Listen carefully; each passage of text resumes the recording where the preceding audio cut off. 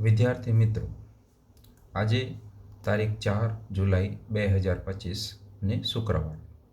આજના દિવ્ય ભાસ્કરમાં પ્રસિદ્ધ થયેલ ડેઇલી કરંટ અફેર્સ આ મુજબ છે. નંબર 1, સર્વોચ્ચ નાગરિક સન્માન.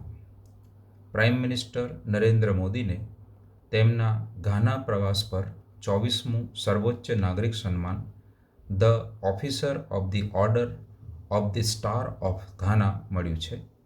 તેઓ ભારતીય પ્રધાનમંત્રી છે જેમને સૌથી વધુ દેશો તરફથી સર્વોચ્ચ સન્માન મળ્યું છે. નંબર 2, ડૉક્ટર અનિલ મેનનની અવકાશ યાત્રા. નાસાના ભારતીય મૂળના અવકાશયાત્રી ડૉક્ટર અનિલ મેનન જૂન 2026માં પ્રથમ અવકાશ મિશન પર જશે. તેઓ રશિયાના સોયુઝ MS-29 અવકાશયાનમાં ISS જશે. નંબર 3, દુબઈ પ્રથમ એર ટેક્સી ટેસ્ટ. એરિયલ ટેક્સીની પ્રથમ પરીક્ષણ ઉડાનમાં સફળ રહ્યું છે. તે ઇલેક્ટ્રિક વર્ટિકલ ટેકઓફ અને લેન્ડિંગ EVTOL એરક્રાફ્ટ છે જે ઓછા અવાજ સાથે કાર્ય કરે છે. નંબર 4, પાકિસ્તાન UNSC પ્રમુખ. પાકિસ્તાન જુલાઈ માટે સંયુક્ત રાષ્ટ્ર સુરક્ષા પરિષદના પ્રમુખ બન્યા છે. તેમને આ તક રોટેશન દ્વારા મળી છે. પાકિસ્તાનને 2 વર્ષ માટે UNSCના અસ્થાયી સભ્ય તરીકે ચૂંટવામાં આવ્યું છે. નંબર 5, સુરીનામને મેલેરિયા મુક્ત જાહેર કરવામાં આવ્યું. વર્લ્ડ હેલ્થ ઓર્ગેનાઇઝેશન WHOએ દક્ષિણ અમેરિકન દેશ સુરીનામને મલેરિયા મુક્ત જાહેર કર્યો છે.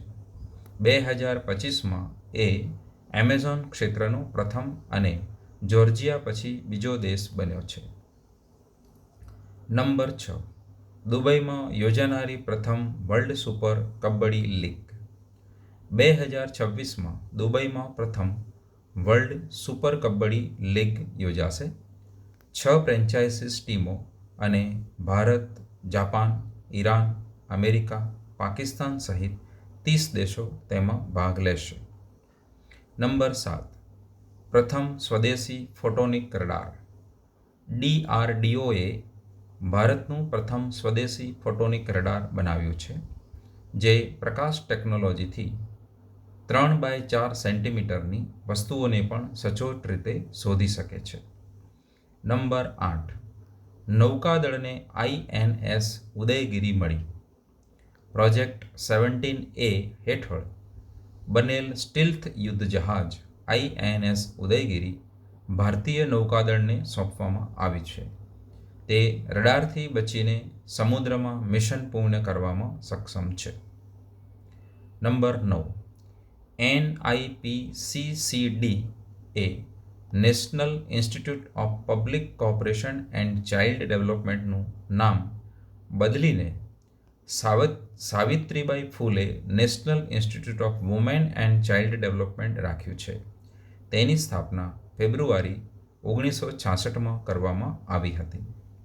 નંબર 10, પૂર આગાહી પ્રણાલી. જળશક્તિ મંત્રી CR પાટીલે વેબ આધારિત પૂર આગાહી પ્રણાલી શી-ફ્લડનું ઉદ્ઘાટન કર્યું છે જે ગામ સ્તર સુધી પાણી ભરાવાની માહિતી 2 દિવસ અગાઉ આપે છે.